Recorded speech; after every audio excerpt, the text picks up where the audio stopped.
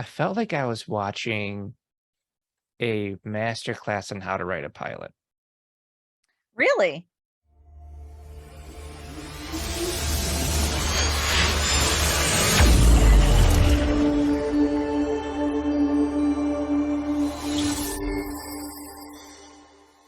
All right, welcome to the podcast. We are doing a TV analysis. Christy, I'm so excited. I'm very excited. Joining with me today is the one and only staff writer, WeFixYourScript.com, Christy Lucier. Thanks for being with us. I'm so excited. Let's do this. All right, so we are doing the Lord of the Rings, the Rings of Power. It's all about the rings. We are doing episode 1 and 2. Yeah, Yeah, because they released the first two. Yeah, we're gonna double it up today. So I'm gonna hit you with the log line for the whole show Oh, instead let's of do it. just the Okay. episode log line. Okay. Okay. An epic drama set thousands of years before the events of J.R.R. Tolkien's The Hobbit and The Lord of the Rings follows an ensemble cast of characters, both familiar and new, as they confront the long-feared reemergence of the evil of Middle-earth. What do you think? Sounds about right. Sounds as generic as it can be. Or just it's a show log line. Yeah. We'll get to the episodes. And essentially the log line is saying, look, you guys know what it is, right? So I gotta tell you, sitting down watching this pilot, I know that it says ensemble cast, right, but my God, were they able to really center around the characters? I felt like I was watching a master class on how to write a pilot. Really? Yeah. Okay. Let's talk about Yeah. that. Well, I want to get your thoughts too. I don't know. I don't necessarily say it would be a master class. And here's why. I'm a huge fantasy connoisseur. So I read a lot of fantasy and watch a lot of fantasy. And when you're dealing with ensemble, sometimes there's kind of an excitement or a drive or desire, particularly kind of like in a pilot like this, to introduce this whole big world and get all these characters introduced so you can see them all for the first time. But that almost is to a detriment of really being able to establish central character and then understanding that there's a world going on around them and that we're going to get immersed with those characters as we go on the journey with this central character. And I know it's ensemble, right? But I feel like a lot was thrown at us in the pilot in terms of introducing the characters and jumping from story to story to story. We did get a lot. And here's why I think, for me, from my perspective, this was a masterclass. We had all of these different characters who introduced us to almost all the different corners of Middle Earth and even beyond into the undying lands of the elves, which we had never seen before. And I was like, that is a lot of legwork, but they grounded it on Galadriel by starting it out with Galadriel doing the narration. She did the narration for the Lord of the Rings trilogy as well. So if you go all the way back, so by tying her as the central character, say, and connecting her as that tissue between the two different between the show and the films, that gives me interest. Like, now I know who's my grounding point. It's Galadriel. Sure. So I know I can follow that. So then when you bring in a couple of hobbits, or I think what they call them, or Brandyfoots or whatever, right? You've got the Harfoots. Thank you. So now you get the Harfoots, which is like the B plot, right? Galadriel's the A plot. We get the B plot of Eleanor and Poppy, right? Which you're getting, I mean, you're getting mad Frodo and Sam vibes from them. There's no question, you know, but it's there. It's the B plot. So we get to see their kind of culture. And I was totally digging this whole pop-up Hobbitville. I thought that was amazing. I was like, this is great. It's very, they're very like, you know. It just pops up. Oh, it's a Hobbit village. That's awesome. You know, and then we get little surprises with Elrond, and then we get the I almost want to say the C plot or the D plot was like this young adult vibe from Arondir and Bronwyn, Oh, the elf yeah. soldier, Mhm. and the farmer. So Yeah. I thought bringing all of these different plots, it's really easy to get lost, and especially in this show. But I think having that character of Galadriel kind of brings it all together. And I thought if they didn't have that, if they had just used an original character, I think it would have all gone south. And here's why, because I'm comparing this to the Wheel of Time, and I'm comparing this to House of Targaryen. If I Okay. look at House of Targaryen, right, Right. it's Mhm. all original characters. I don't have that connective tissue, that emotional connection to a character to bring me into the show. Like my concern watching House of Targaryen is it's telling a story I don't want to watch. Like I'm not interested in a bunch of old blonde dudes and from hundreds of years ago before the actual story that I know. So for me, they have to recapture me now as an audience member. Okay. Whereas Lord of the Rings, I'm coming in already as a fan because I already like Galadriel. Galadriel was Yeah. amazing, you know? Yeah. So that to me is, I think, really why that pilot was successful. Yeah, I mean, I think I absolutely think you're right, because when you're talking about an IP like Lord of the Rings, and we know that there's the like the Tolkien camp, right? So these Yeah, are the diehards. They love, they're scholars. They know Tolkien's worlds outside of right. even just the Peter Jackson movies. They're Yeah, big Tolkien people. And then you've got the Peter Jackson trilogy fans right. and the movie fans. And so when you're trying to garner both of those audiences, plus also build a new generation of audience, Yeah, right? absolutely right. You want to be able to have those elements that connected the audience to the films. And you Hmm. want to be able to touch on those emotional heartstrings and put those Yep, little beats in there that they're like, oh, I know that, oh, I know that. right. But then, coming from a separate camp, I can see and understand why some Tolkien diehards are very disappointed, Yeah, because they understand and know the context and the history and the story of the second age and the first age. right. And there's a lot of change that there were stories they wanted to see on screen, but instead it was a decision to pull from those other elements, put them into this kind of storyline, create a Yeah. new history. And so there's some negative attention out there in terms of like, hey, this isn't really Tolkien. But do you It's think bits of that, what we do know, but you it's not think, really him. what do you think is the genesis of that thought from fans? Because you and me, you and I, we're writers, we're screenwriters. Oh yeah, yeah, We for sure. know if you're Mhm. going to adapt anything, whether Yes. it's a true Yeah. life story or Game of Thrones or Wheel of Time or Lord of the Rings, right? Right. Into a show, you have to make sacrifices. There's no questions. We're talking about a square peg and a round hole.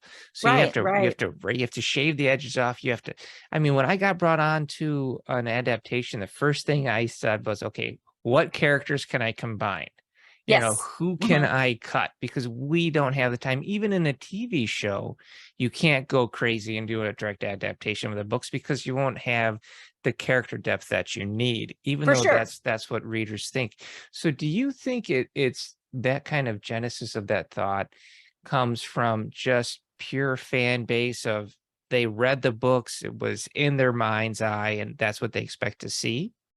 Yeah, I mean, I do think that I think Tolkien had a way with words though, and I think he had a way with world building and creating identity of culture and Okay. identity of class structure. And there was a lot of deviation in this series Okay. from what fans know to be in that Tolkien realm.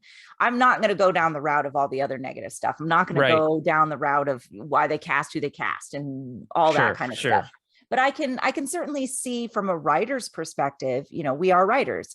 And when you're coming into a big IP like this, Yeah. and remember, they're working off of notes and appendices and glossaries and that Right. kind of thing, because they didn't get rights to like adapt the Silmarillion Okay. or anything Okay. like that. Right. They're working off of every other aspect of like notes and things that they know, and then kind of filling in gaps as they Yeah.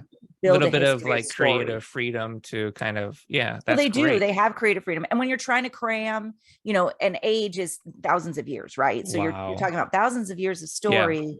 They really are going to have to, like you said, there is sacrifice. They're going to have to make a decision of how do we condense some probably important bits and parts and keystone moments, Yeah. and how do we put that into one narrative because we're pulling from so many different time frames. I'm just sitting down and watching that show, watching the pilot. Mhm.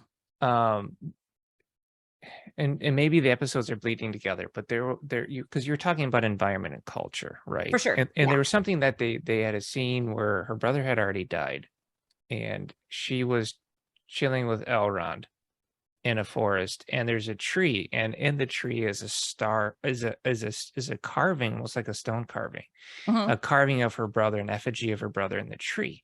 Right. Right. From my visually, that was so beautiful. Oh no, it's great. The Looking visuals at are that, stunning. and Yeah. seeing that kind of like we hadn't seen anything like that before, Right. and seeing that and seeing the visual subtext there, he's there but he's not, and Right. he's lost in the to her, and seeing her struggle, and then Elrond coming to her and saying like, hey, you got to get on the boat, you know and leave. You get to leave. You get your get out of jail free card. And I'm thinking Yeah. to myself, like, she's not getting on the boat, you know. She's not getting on the boat. She's No, heading we out know of the that. woods, right? And then We they kind of show already established yeah. she's not going to do And what, then and then you and know. then they show her on the boat. And I was like, oh, she's on the boat. This is cool. Like, I didn't think we were gonna go there. And so they show her on the boat and the song and the weird birds, but then the sky splits into yellow, right? Uh-huh. Golden Yeah. light coming out of her, and it looks like she's dying. It looks like she's dying and she's going into heaven. I Right. understand that Or it's a crack returning into a home. different, Yeah. yeah, Mhm. into a different dimension, but the subtext of the visual subtext, like, this is the end for you, like, this is it, there's no going back. And so then um the revelation of what he had said to her about sometimes you have to dive into the dark, into the depths of the ocean in order to see the light, To see the light. Yeah. was awesome. That sets up the entire journey for her character right there. Because if we go all Right. the way back to the Lord of the Rings, we know that Galadriel was tempted by the ring. Yeah. We know For that sure. she held the ring. We know that Mhm. she wanted the ring and that she would become, I'm paraphrasing, but something like a beautiful um ruler, like Yes. she would be Yeah. corrupted by it. And then she gave up. She was willing to fight the power of the ring off, showing how strong she is. But I love the fact that her brother mentions that, and so that now we know that is her struggle. For sure. The whole show will be is her balancing that line between Mhm. dipping her toes in the dark and finding the light. I was so excited because I want to see that journey. I Yes. Yeah. want to see, even though I know what's going to happen to her, Right. I want to see those struggles. So I was actually really excited about that, because when you see her brother lean over and kind of whisper in her ear, you start thinking, okay, did the writer not know what to say? So, No, I was like, so- that we're gonna hear that line at the end of the episode. I knew it yeah. was coming. Oh, good. I So was like, oh, I it's was like, coming okay, later. good. It's coming. Because that was my first thought. I was like, this dude doesn't know what to say. No, so but I kind of figured there'd be a revelation, but I was glad that we were able to get that. And it really kind of gives you what the heart of that show is going to be about. It's going to be about, balancing between the dark and the light. I think that's going to be with every character, but that's the journey of this world anyway. Yeah. Yeah. So I think it's symbolism for kind of really maybe the whole narrative for everybody as we go through this story with their quest here. All right, so let's talk about Eleanor and Poppy. We did mention that we had some Mad Sam and Frodo vibes going on there. So I like Eleanor. I love her introduction as a little bit of a rule breaker. She's and the way they introduced her by being responsible for the kids, right? So she's responsible for the kids, and they're going and they're finding food for the village. So she's doing everything right, but in a naughty way. Oh, for sure. And then you She's the start rebel. Yeah. exactly, and then you start to realize, oh, there's some wolves around, and then she starts to see the weight of her decisions. And Yes. I Yeah. I love that kind of a depth of the character, because now she knows what she's not supposed to do, but so she's going to be fighting her nature. And then of course you have Poppy, who is the voice of reason. Yeah. What? Why are we doing this? This is dumb. Yeah, and You she's know, we're got not some. supposed to be doing this. Why are we Yeah, doing and this? she's got some great lines too. I really do enjoy Poppy. I want to get your take on the stranger. On the stranger from the sky. The stranger, the meteor man. So obviously the rumor is that it's a wizard. Clearly it's a wizard, even though again, in the Tolkien realm, like wizards weren't even in the Second Age. Okay. But that's one of those things that they're looping in and kind of introducing in this, I think, in this show, and for reasons. Well, I heard something about blue wizards that were never named in Tolkien lore. So then you start wondering, right? Are they kind of like going to play around with that? Yeah, I mean, there's rumor to be that maybe it's Gandalf, or maybe it's a brown wizard, or a gray. Like I've heard like a gamut, like a range of things. But that's clearly where they're going with it. It has to be. I mean, because if we just go off of visual subtext, it's Sauron, right? Because when he lands, when he lands into the farm, and they pan up, it looks like an eye, and his body is the iris, and then the other note would be well, then it's her that finds him and is looking over into the pit at him, and she finds him, and she touches the molten lava, and it's cold. And it's cold. It's not hot. Yeah, it's cold. It's not hot. If we go all the way back into the earlier of the episode, the flame wasn't burning the elves' fingers, because the flame was cold, because it was so evil in that area. So then if you add that together, you start going, okay, she's not being burned by it. Is he evil? And look, it's the Eye of Sauron. So you start thinking, it's got to be a red herring. I just can't believe that it would be Sauron. That being said, if they end up not being red herring and it is Sauron, I would be interested to see. Yeah, I want to see what his character development would be. Is he like a decent guy that got corrupted somehow, and he's fighting his inner evil and loses? Yeah. Or is he just an evil guy who turned into a meteor and got amnesia? Yeah. I'm interested to see what they do with that too, because you always want to have one of those like twist things, or you always want to have one of those mysteries that you're kind of through the narrative, right? We call them mysteries and open loops. So you have to build in mysteries in order to get the audience connected and excited about the show, because our brains are problem solvers, and we will get obsessed about it. So if you introduce a problem to me, even if I'm just a casual watcher, I'm going to go, well, now who the hell is this guy? Is this guy a wizard? Who's this guy? What's going on what here? The hell is going on here? So now I need to know to watch to find out. So I think it was a great decision. I'm hoping that it's not Sauron, that it is a red herring, and that maybe we get it to be one of the other wizards or something. Yeah, that's what my gut is kind of going that direction. But you know what? I don't know. But everything they do paints him towards being evil. Like when he did the firefly thing in episode 2, and it's a constellation. He's talking to the fireflies just like Gandalf talked to the butterflies. The butterflies, yeah. Right? Except these fireflies just straight up died.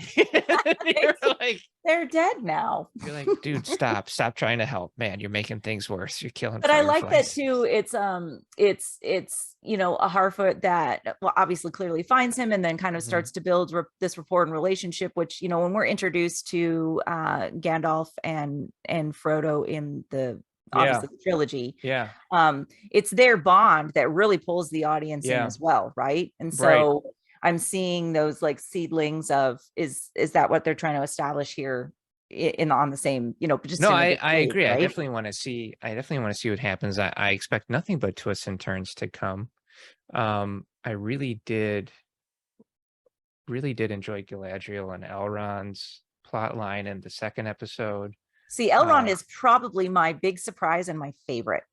Oh, you didn't expect? I don't know. I went into going, straight up. Look at Elrond writing political speeches over here. Yeah, look here he is. Look at that younging. Look at that young kid. It's awesome. If I could grow up after a few thousand years to look like Hugo Weaving, I would go for it.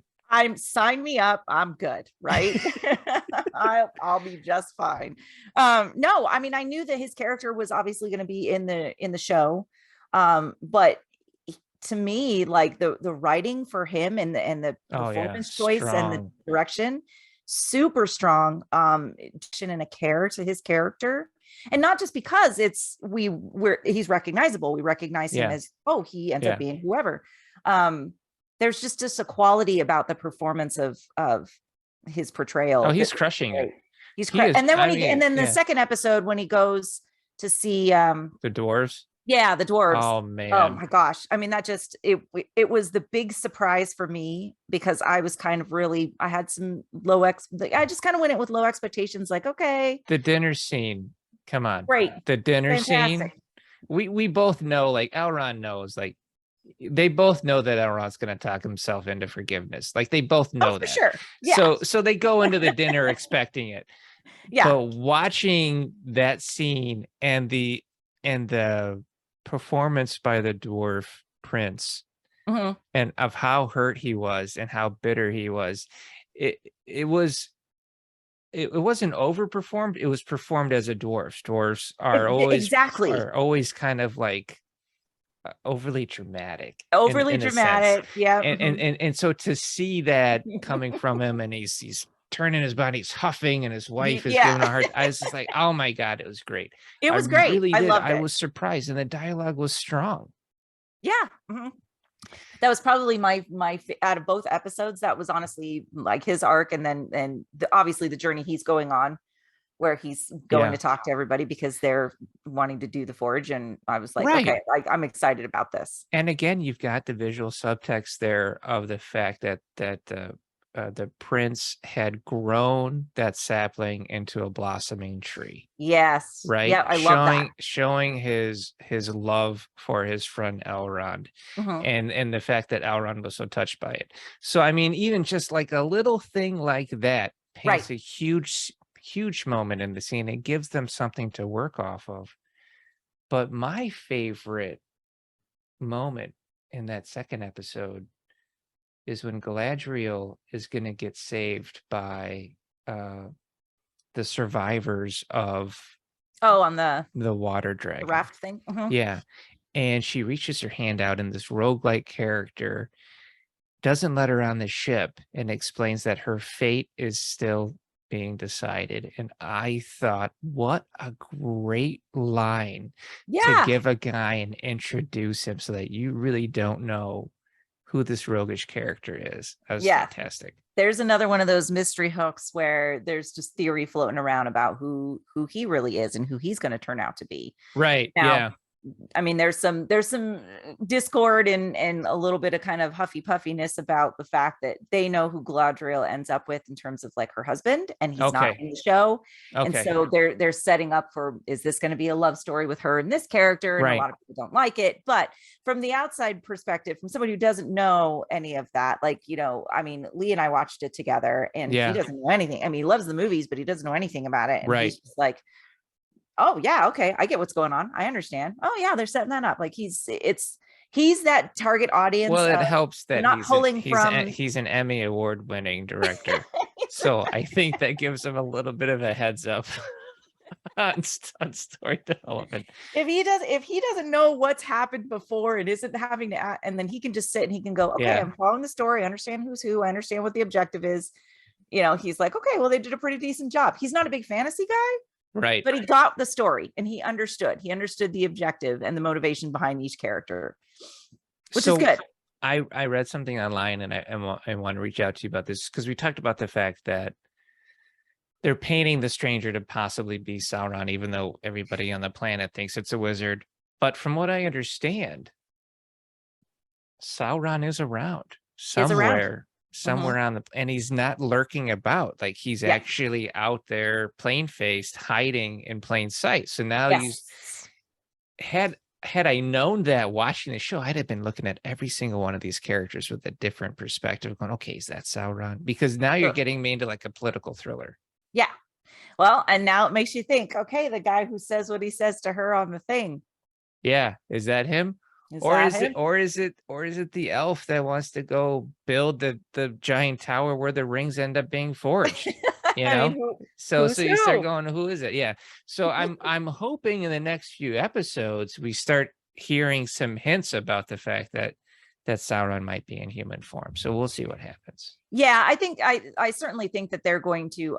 I would hope. I would hope that that is kind of the next direction in Yeah. terms of, we have a general understanding of the fact that like she is determined that there is still the evil in the world because she Mhm. knows the orcs are still out there. Right. She knows that they are hiding, or that they're in the darkest corners, and she still just wants to seek them out. She feels it in her heart. And then we obviously start to see that seep into the real world when they obviously find Right. them in the village that gets burned, and we know that they're there. But I would really hope that we kind of start diving in more of the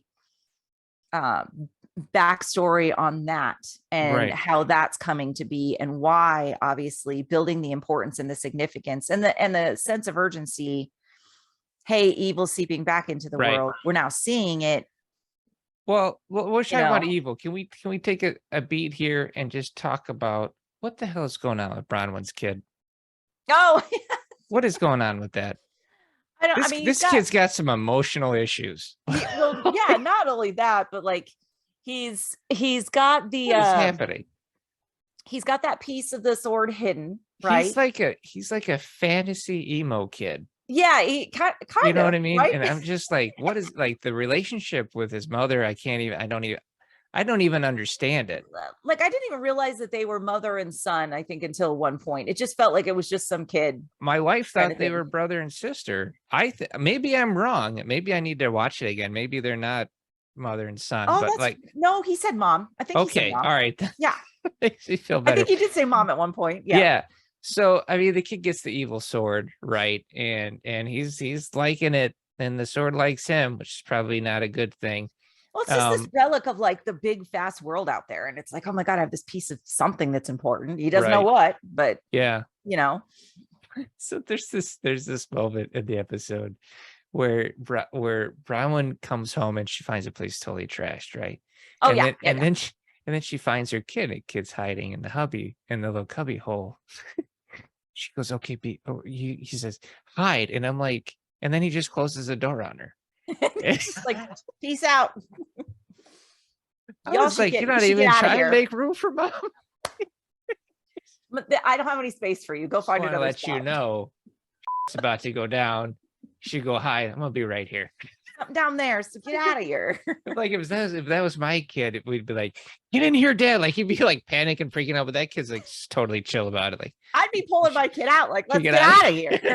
That was grab a so that was weapon. the one beat. That was the one beat in the episode. I was like, I don't know about that. I don't know. But, that doesn't make any sense. But yeah, you do weird things in moments of like, but panic. yeah, I guess when you're an emo kid thousands of years ago in a fantasy land and you don't have like, music to listen to, that's what you do. That's what you just, do. just hang out in a cubby and hope your mom doesn't get eaten alive in front of you. You just hang out in a barn and play with your old toys, like whatever. All right, so thanks again for being on the show and breaking these 2 episodes down with me. This is a lot of fun. Is there any last thoughts before we walk out? I'm taking this as like me being a new viewer. I'm really trying to not pull in my understanding of kind of the Tolkien aspect. Yeah. Just because if in order for you to just sit and just enjoy a piece of entertainment, or just want to watch a story and a great story, you have to divorce yourself from that stuff. And I really do have to kind of step away from it. It exceeded my expectations. The visuals are just beautiful. I really like it. I am interested to see where they go with the story.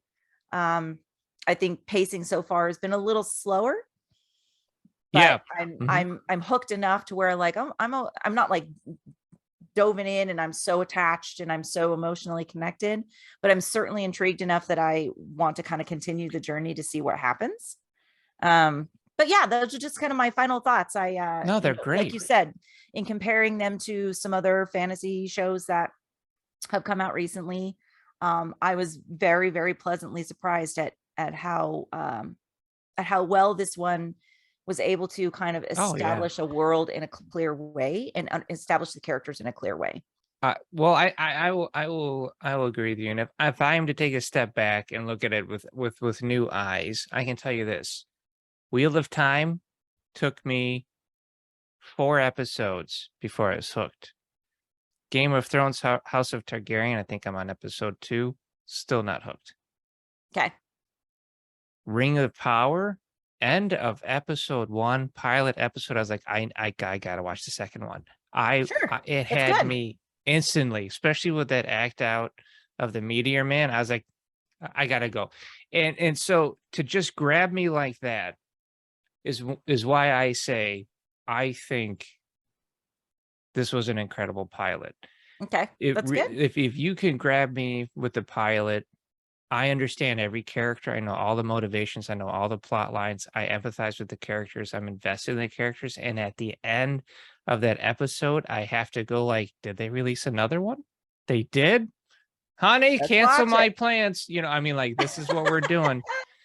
So So you were exactly what Amazon was wanting. yeah, You're the audience that they needed and that they were looking for. And they obviously did it. They hit the yeah. audience like that they were looking for. They were looking for mid-40s, bald, graying beard, who's just trying to physically keep himself together. They nailed it. Great job, Amazon. I don't know how you figured that out from what I buy on your Prime service.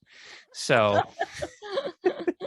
yep, if you're that guy, this is your show.